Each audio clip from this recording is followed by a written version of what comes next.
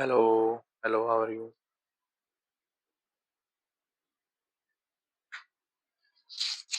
So we are going to discuss about the Bitcoin. We are seeing too many days, last 22 1 month that Bitcoin is increasing day by day. So let's start with the basic. Bitcoin is a type of digital currency that often called cryptocurrency, created in 2009, by an anonymous person of a group of people using name Satoshi Nakamoto.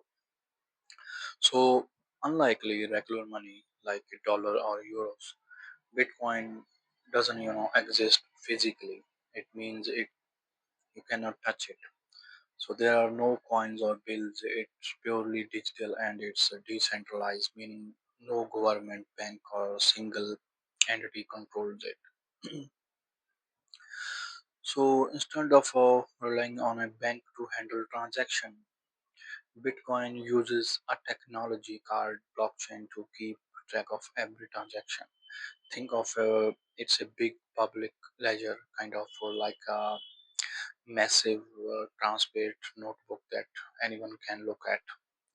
So we are going to talk about technology behind the this blockchain. So what kind of technology that it had to be work now? Let's talk about the blockchain. This blockchain is a backbone of the Bitcoin. When you send a receive of Bitcoin, that is transaction gets recorded into a block. Then the block is added to the chain, hence blockchain. This chain of the block is stored across many computers around the world. So no one person or organization can control it or change it. So every time you make a transaction, it gets verified by the network using cryptography. This means that Bitcoin is secure, transparent, and it can easily be altered. It's likely a key reason why Bitcoin is so trusted by the people looking for a alternative to traditional banking system. So how the Bitcoin is created and mining, we are going to discuss now this. Now you are probably wondering how does Bitcoin actually get created? This process is called mining, but don't picture pixels or shovels. Bitcoin miners are use powerful computers, to solve really complex math problems. So when they solve one of these problems, they are add a new block to the blockchain and are rewarded with the freshly minted Bitcoin. And this process is how new Bitcoins enter into the circulations. But there is a catch. There will be only every be 21 million Bitcoin in existence, so making it finite resources.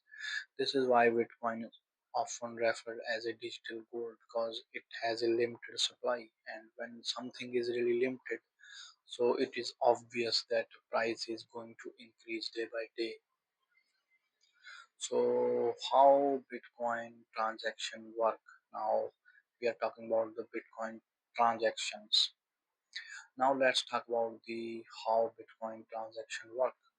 Sending Bitcoin is similar to sending an email or a text message, but there are some key difference. First, you need to a Bitcoin wallet, which is a app or a software where you can store your Bitcoin.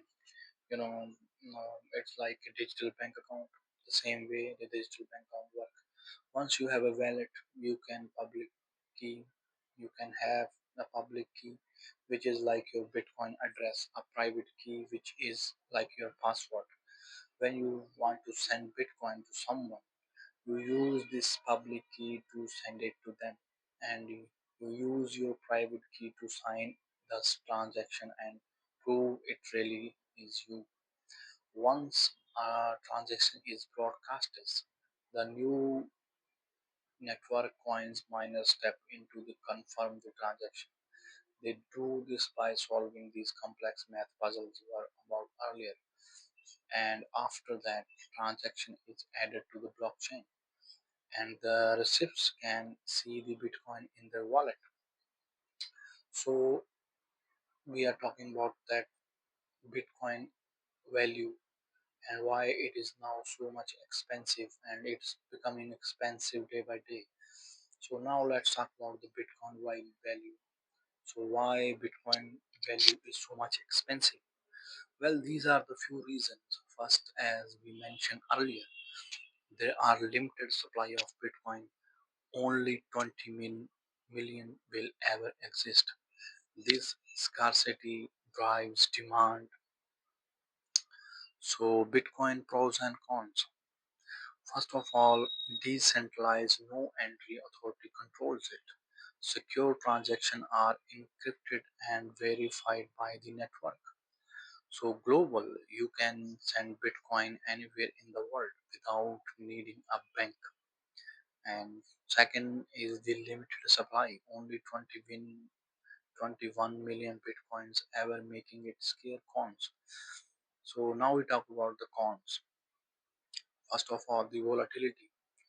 Bitcoin price can swing dramatically. It can go up to 5% up and 10% down in just 3 to 4 days, even sometimes in one day. So second is the scalability. The Bitcoin network can sometimes be slow, especially during busy times. So regulation governments are still figuring out how to regulate Bitcoin, which can cause uncertainty in the market. So now let's talk about the Bitcoin versus traditional currency. So how Bitcoin different from the traditional money like US dollar? Well, for the starters, Bitcoin is a decentralized, meaning no one controls it. Unlike dollars, which are printed and managed by the government. So the Bitcoin also operates on the internet, so you don't need a bank to send or receive it. Traditional currencies, however, often requires intermediaries like a bank or payment system to process the transaction. So now we get to the conclusion that we broken down what Bitcoin is in this video. So how it works and its pros and cons. You might be wondering, it's Bitcoin the future of money? While we can't predict the future, Bitcoin is certainly a challenging the traditional financial system and sparking a lot of interest from the investor, governments, and the business. So whether or not Bitcoin will be the new global currency is still up for the debate. But one thing is for sure, it's here to say that could change the way we think about the money forever. So what you think about the Bitcoin? Are you going to invest? So thank you for watching my video. Subscribe the channel for new videos.